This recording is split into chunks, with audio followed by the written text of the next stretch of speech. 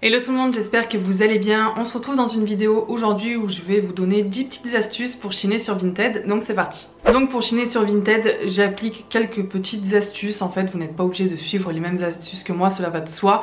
Mais c'est pour me simplifier la vie puisqu'il y a énormément de choses sur Vinted, donc je vais vous dire ça tout de suite. En petit 1, on va faire une liste des choses qu'on veut chiner. Tout simplement, ça nous fait gagner du temps parce qu'on sait vraiment ce qu'on veut, ça va être ciblé. Voilà, si je veux un jean Levi's 501, je vais me marquer sur ma liste jean Levi's 501. Comme ça, je ne divague pas parce que sinon je vais perdre du temps et ça va vite me saouler. En astuce numéro 2, on va utiliser les filtres de Vinted. Donc vous allez déjà aller dans catégorie, voir si vous voulez un vêtement, un jeans, quelle sorte de jeans, etc. Mais on va aller un petit peu plus loin. Vous allez déjà rentrer vos mots-clés. Si vous voulez un jeans Levi's par exemple, vous allez marquer jeans Levi's, mais il va falloir ajouter 501 vintage pour vraiment cibler votre recherche. Après, ce que j'utilise beaucoup, c'est les couleurs aussi selon ce que j'ai envie. Donc je vais mettre, si je veux, du blanc ou du bleu pour un jean, etc. Et pour les tailles, alors moi, vu que je chine du vintage, je n'utilise pas le filtre des tailles. Pourquoi? Puisque, pour exemple concret, j'ai un costume Vichy qui est en taille 40 et il me va parfaitement alors que je fais un 36. Les tailles vintage sont vraiment différentes des tailles actuelles, donc c'est vrai que je ne mets pas ce filtre pour éviter de m'enlever des pièces en fait qui pourraient potentiellement m'aller. En petit 3, on va trier les articles non pas par pertinence mais par prix croissant. Oui, c'est ça, croissant. Tout simplement parce qu'en pertinence, c'est toujours les photos, enfin les articles qui sont les plus mis en favori, ou enfin j'ai l'impression que c'est vraiment ça, ou que les articles boostés. Donc du coup, par prix croissant, c'est vrai que c'est beaucoup plus intéressant puisque c'est pas tout le monde qui va tomber sur cette page s'il fait la même recherche que vous par exemple. Ensuite, en plus de ça, je vais mettre dans prix, ma fourchette de prix. Par exemple, je sais que généralement je ne chine pas des articles qui coûtent plus de 20-25 €, enfin ça dépend ce que je veux, mais je mets voilà un prix maximum, comme ça m'enlève déjà pas mal d'articles et j'ai pas de regrets si je vois quelque chose qui me plaît et que je vois 70 € dessus. En petit 4, une fois que vous avez trouvé un article qui vous intéresse, ça va être de bien lire attentivement la description. Toujours pour exemple les bottes Yves Saint Laurent que j'ai achetées sur Vinted il y a peu. Dans la description il était bien précisé qu'elles étaient coupées et c'était pour ça qu'elles étaient à ce prix là. Autre exemple, voilà, vous avez certaines pièces vintage où il vous explique qu'elles ont été un petit peu recousues ou autre, voilà, qu'il y a une petite tache mais qui ne se voit pas. Enfin, c'est toujours très important de lire la description pour pas avoir de mauvaises surprises quand on reçoit l'article chez nous.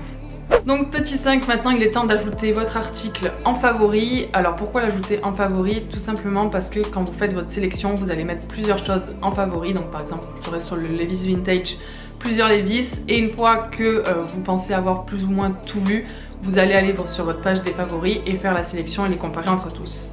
Petit 6, maintenant vous avez trouvé votre jean, on va rester sur ce jean, c'est très bien comme exemple.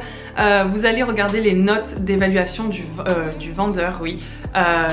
Pourquoi? Puisqu'il peut y avoir de très mauvaises surprises sur Vinted, hein, vous le savez. Ça n'arrive pas qu'aux autres, ça peut vous arriver à vous. Dieu soit loué, pour l'instant, il ne m'est jamais arrivé de problème, à part un jean un peu taché, mais c'est parti, donc ça va. Mais vraiment de regarder toujours les notes d'évaluation. Quand il n'y a aucune évaluation, c'est le cas pour la veste que j'ai trouvée à 1 € sur Vinted, celle qui est très colorée. La personne n'avait aucune évaluation et j'ai quand même commandé. Pourquoi? Parce que les gens se mettent de plus en plus sur Vinted et je trouverais ça dommage de ne pas acheter alors que la personne vient juste de s'inscrire. Voilà, c'est quand même laisser une chance du coup au vendeur et je trouverais ça dommage de rater une pièce à cause de ça. Donc en 7, ça va être de prendre contact enfin avec le vendeur, toujours en restant poli et courtois s'il vous plaît.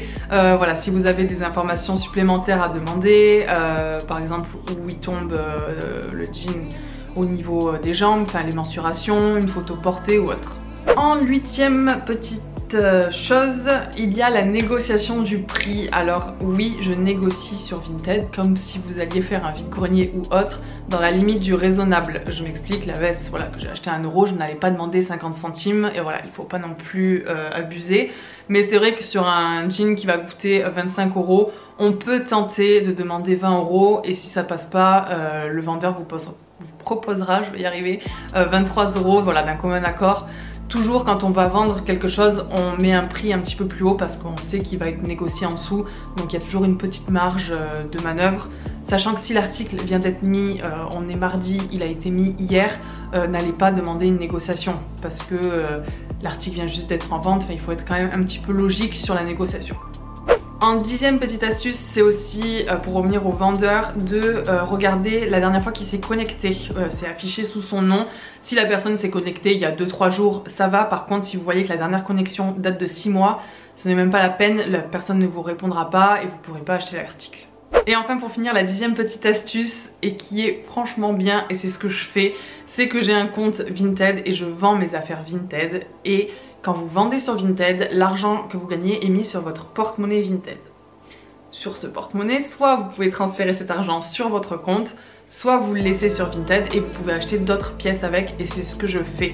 Pourquoi? Tout simplement parce qu'au moins ça me force à pas accumuler et accumuler dans mon dressing, et au moins l'argent que je gagne, je le réinvestis dans des vêtements et ça ne touche pas à mon compte perso. Donc je trouve que c'est plutôt une bonne chose. Voilà, la vidéo est terminée, j'espère que ces petites astuces vous auront plu. N'hésitez pas à me dire dans les commentaires si vous utilisez d'autres astuces peut-être pour chiner sur Vinted. N'hésitez pas aussi à me laisser un petit j'aime si vous voulez voir un appartement de tour dans les prochaines vidéos. Là il va faire beau donc je pourrai sûrement le filmer. Donc voilà, et n'oubliez pas bien sûr de vous abonner pour ne pas rater les prochaines vidéos. Allez, je vous fais de gros bisous, ciao ciao.